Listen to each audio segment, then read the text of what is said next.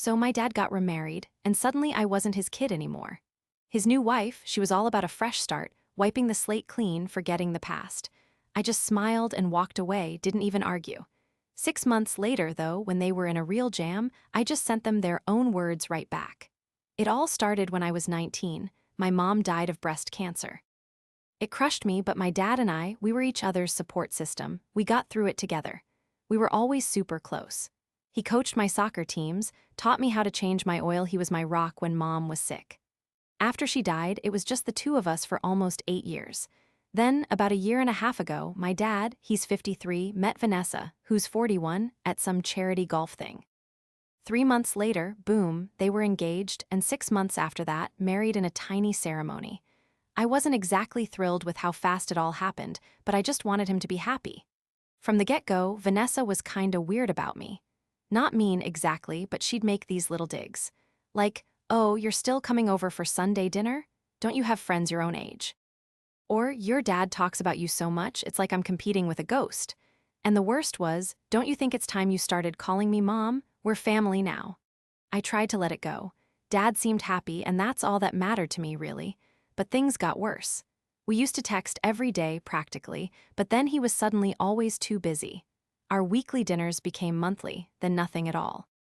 And then my birthday came around 2 months ago. We always celebrated together. It was our thing, you know? So this year at 9 p.m., I got a text. "Happy birthday, kiddo. V and I are at the spa for the weekend. We'll connect soon." I was bummed, but I figured be upfront. I drove over to their place the next weekend and asked if we could talk. What happened next was seriously the weirdest conversation I've ever had. Vanessa did most of the talking while Dad just sat there like a statue. "We're newlyweds, Emma. We need our own space to, build our life together. Your father and I are starting new traditions and everything. And get this, we need to start fresh without the past. You being around is a reminder of Richard's old life." I looked at Dad, hoping he'd say something, anything. He just stared at his hands and mumbled. Vanessa chimed in, "It would be best if we took some space for a bit." I asked what a bit meant, and Vanessa jumped in again. "We're thinking of turning your old room into a home gym. Could you come get your stuff by next weekend?" I asked about the family photo albums and mom's jewelry that Dad had always said would be mine. Vanessa said, "Oh, we've been decluttering. I donated some old books and papers and those old jewelry pieces. They didn't really fit our vibe, so we're having them redone into something more modern." I felt like someone had just sucker punched me. I looked at Dad again, and he still wouldn't look at me. I didn't yell, I didn't cry. I just stood up, smiled, and said, "I understand. You want a fresh start without me." "Consider it done," Dad finally said. Those words just hung there. "Emma, that's not." He started to explain, but Vanessa interrupted. "I think Emma gets it," she said, all icy. "This is how it has to be." So, the next day, while they were gone, I used my key and grabbed the rest of my things. I left the key on the counter with a little note wishing them luck with their fresh start. It's been 3 weeks, and I haven't heard a peep from either of them. 9 years I was Dad's only family. I helped him through losing Mom. I was there for every single holiday, every emergency, everything. And now I'm just gone, erased, because his new wife wants a clean slate. It's been about 2 months since that awful fresh start talk, and honestly, things aren't much better. Dad still hasn't reached out. That stings way worse than anything Vanessa said. I keep thinking he'll snap out of it, but nothing, just silence. It's killing me. I'm seeing a therapist, Dr. Chen, and she's been a lifesaver, seriously.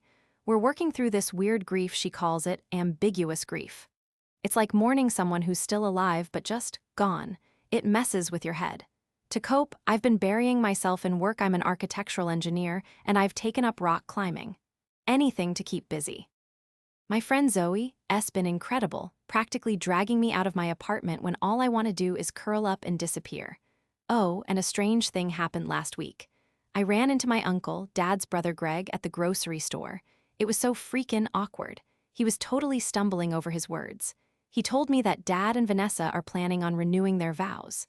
For their 6-month anniversary? Seriously, who does that? Uncle Greg mentioned they're doing it next month, too, which means they'll be up to their eyeballs in wedding stuff while everyone else is trying to enjoy the holidays.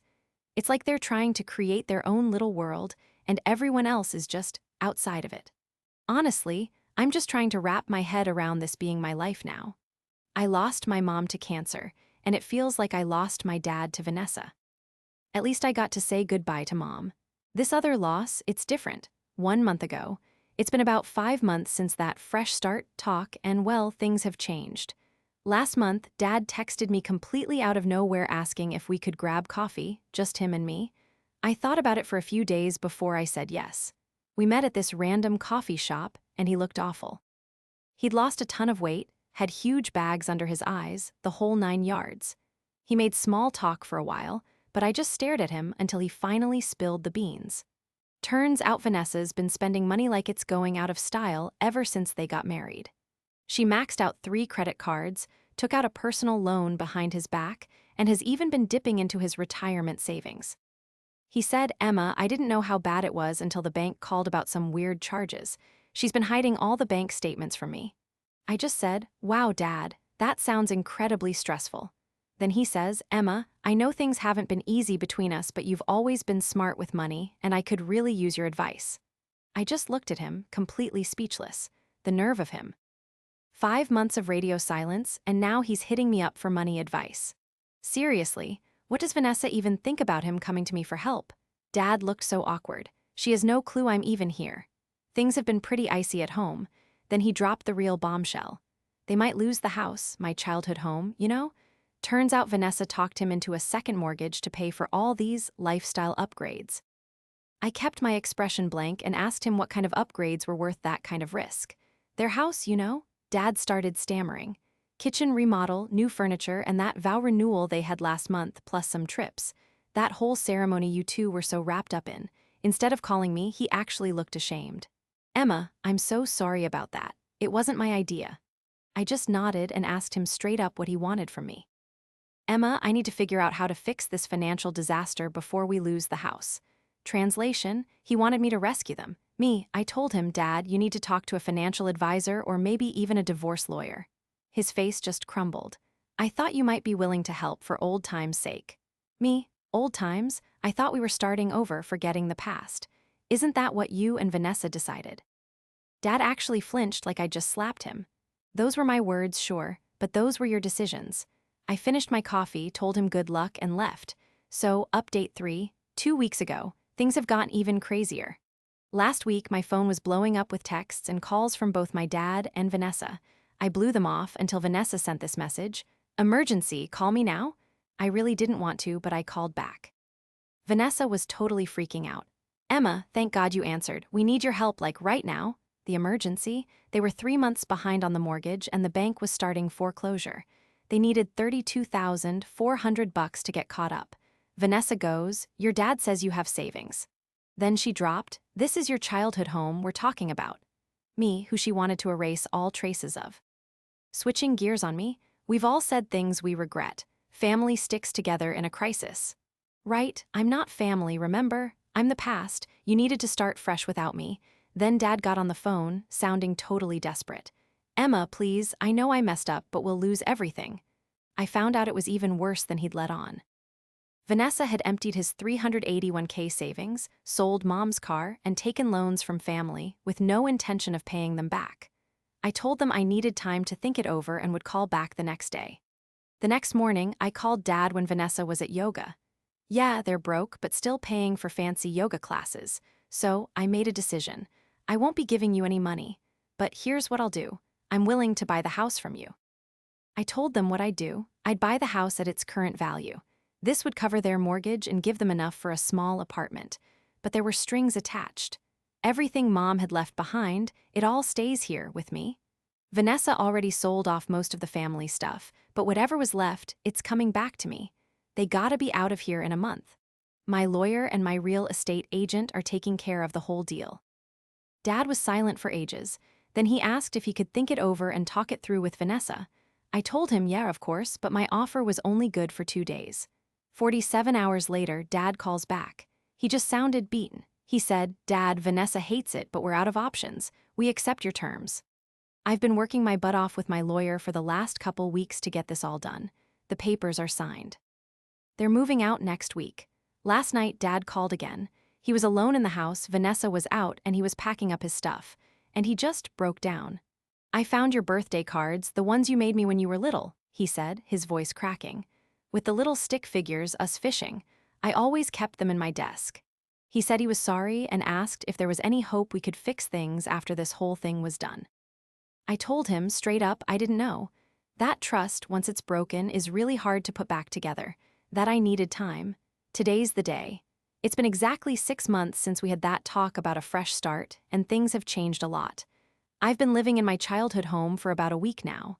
It's a weird feeling being back. Feels familiar, but also so different. I've been redoing the place, keeping the good stuff, but making it my own. I put Mom's pictures back up in the living room.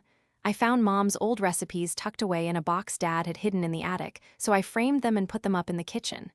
As for Dad and Vanessa, well, that whole thing went up in flames, big time.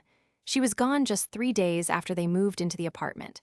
Poof, just packed up and vanished.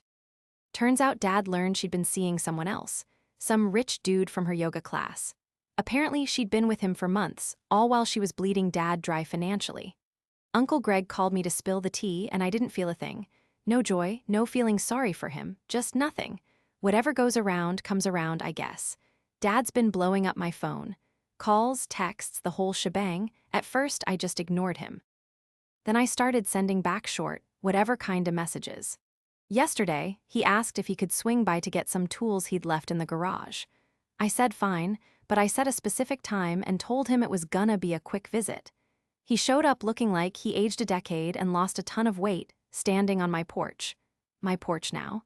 He seemed totally confused about whether to hug me or shake my hand. We ended up doing this weird head nod thing in the garage. He kept pointing stuff out. Remember when we built that birdhouse? That dent in the workbench? That was you learning to use the hammer. Like he was giving me a tour of his memory lane. Before he left, he handed me a little box. Inside was Mom's wedding ring and the sapphire necklace Dad gave her on their 10th anniversary. Stuff I thought was gone forever. Dad. I locked those away in my office safe when Vanessa started in on redoing them. I told her they'd gotten lost a long time ago. I just couldn't let her mess with them. As he was heading out, he asked if we could maybe grab dinner sometime. Just to chat. I didn't say yes, but I didn't say no either. Here, what I've figured out. People will straight up tell you who they are if you're listening. Dad showed me how weak he was. Vanessa showed me she was only in it for herself. I showed myself that I was tougher than I thought. Sometimes, the best revenge is just watching things play out naturally. Forgiving someone and making up aren't the same thing at all. I might eventually let go of the anger towards Dad for picking Vanessa over me. But that doesn't mean our relationship will ever be what it was. I have no clue what will happen with Dad. Perhaps we'll slowly build something new, or maybe not, but I'm not making that call from a place of rage anymore. As for me, I'm doing all right. Still seeing Dr. Chen, still hitting the climbing gym with Zoe, and I'm working on a big project that could get me promoted. Life just keeps moving forward, even after the people you thought would always be there leave.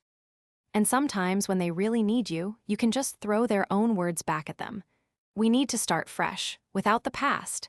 You realize you don't need them nearly as much as you thought you did. That's my update. Thanks for listening.